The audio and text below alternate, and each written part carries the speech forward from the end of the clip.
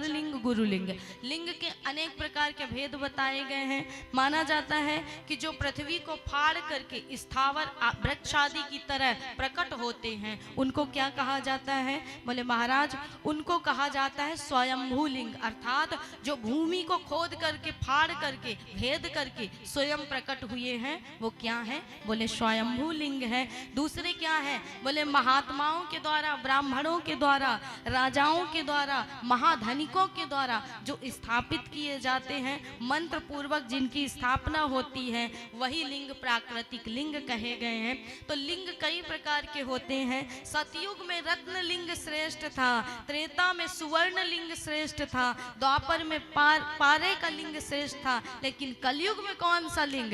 बोले पार्थिव का लिंग श्रेष्ठ है महाराज। इसलिए पार्थिव पूजन करने से जीव की ऐसी कोई भी मनोकामना नहीं है जो पूर्ण ना हो जाए महाराज। तो कहते हैं पार्थिव पूजन करना सभी के लिए अनिवार्य होना चाहिए। हर व्यक्ति को जीवन में किसी प्रकार का सुख चाहिए, संपत्ति चाहिए, संतान चाहिए, पुत्र पुत्री चाहिए, तो बोले शिव के शरण में जाइए। आगे आप जब शिवलिंगों की कथा सुनेंगे तो आप जानेंगे कि संसार में स्वयं विवेकानंद की माता श्री ने भी वीरेश्वर लिंग की उपासना की थी, तब जाकर के उन्हें विवेकानंद की प्राप्ति हुई थी। और कहते हैं इसीलिए विवेकानंद जी को घर में वीरू बोला जाता था, क्योंकि भगवान का नाम क्या था? बोले वीरेश्वर महादेव था। और काशी की भूमि में जाकर के स्वामी विवेकानंद की माता जी ने इन्हीं वीरेश्वर लिंग की उपासना की थी, तब इनको विवेकानंद जी की प्राप्ति हुई थी। तो पार्थिव शिवलिंग कलयुग में सबसे श्रेष्ठ है,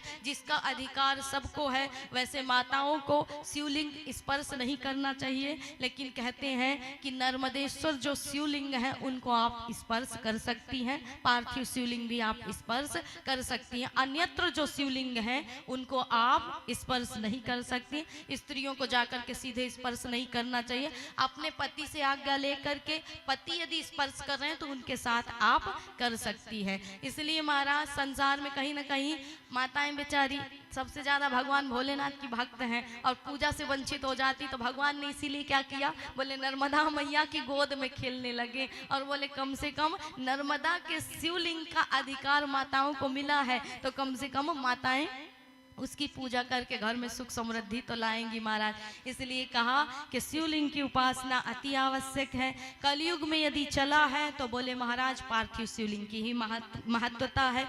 कहा जाता है कि लिंग भी तीन प्रकार के बताए गए हैं, उत्तम, मध्यम और नीच, अर्थात जो 4 अंगुल ऊंचा और देखने में सुंदर हो, वेदी युक्त हो, उसे उत्तम लिंग कहा जाता है। उससे आधा जो होता है वो मध्यम होता है और उससे भी आधा जो होता है वो निम्न श्रेणी का माना जाता है। अब किस चीज की प्राप्ति के लिए कितने शिवलिंगों के द्वारा, पार्थिव लिंगों के द्वारा पूजन करना चाहिए, आपको इसका भी उपाय बता देते हैं। तो कहते हैं विद्या चाहने वाले पुरुष को सहस्त्र पार्थिव शिवलिंगों का पूजन करना चाहिए। यदि वो सहस्त्र पार्थिव शिवलिंगों का पूजन करता है तो वो विद्वान बन जाता है, उसका विवेक जागृत होता है और ज्ञानवान बनता है। उसके बाद धन को यदि कोई चाहता है तो धन चाहने वाला व्यक्ति माना जाता है 500 तथा पुत्र को चाहने वाला व्यक्ति 1500 और मोक्ष को चाहने वाला 1 करोड़, भूमि चाहने वाला 1 सहस्त्र और वशीकरण की इच्छा वाले 800, मारण करने वाले 700, सम्मोहन करने वाले 800, उच्चाटन करने वाले 1 सहस्त्र, बंधन से छुटकारा पाने वाला 1.5 सहस्त्र पार्थिव पूजन करें। तो कहते हैं कि जिस प्रकार की कामना से आप पार्थिव पूजन करते हैं वो कामना भगवान भोलेनाथ की इच्छा से पूर्ण होती है महाराज। दरिद्रता को दूर करने के लिए 500, समस्त कामनाओं को पूर्ण करने के लिए 10,000 पार्थिव का पूजन करें।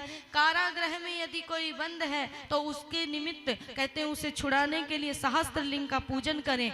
जो पुरुष पृथ्वी पर 1 करोड़ पार्थिव शिवलिंग का पूजन करता है वह शिव एव भवेत, अर्थात साक्षात शिव के समान हो जाता है, इसमें कोई संशय नहीं। और कहते हैं शिवलिंग की पूजा कोटि यज्ञ के समान फल देती है। इसका मैं कहाँ तक वर्णन करूं मुनियों। इसलिए कलयुग में महाराज पार्थिव शिवलिंग ही सबसे महत्वपूर्ण है और सबसे ज्यादा इसकी पूजा की जाती है। तो विद्वान पुरुष को चाहिए कि भस्म लगाए, रुद्राक्ष धारण करे और तब जाकर के भगवान भोलेनाथ के पार्थिव शिवलिंग का पूजन करें। क्योंकि कहा जाता है ना कि अगर भस्म माथे पर नहीं, रुद्राक्ष गले में नहीं है तो आप पूजा में बैठने के अधिकारी नहीं है, आप चांडाल के समान हैं। वो व्यक्ति भगवान शिव की उपासना करने का अधिकारी नहीं होता है, वो चांडाल के समान होता है जिसके माथे पर भस्म ना हो, त्रिपुंड ना हो और कहते हैं गले में रुद्राक्ष ना हो, वो शिव की पूजा का अधिकारी नहीं होता है महाराज। इसलिए माना जाता है कि भस्म लगाएं,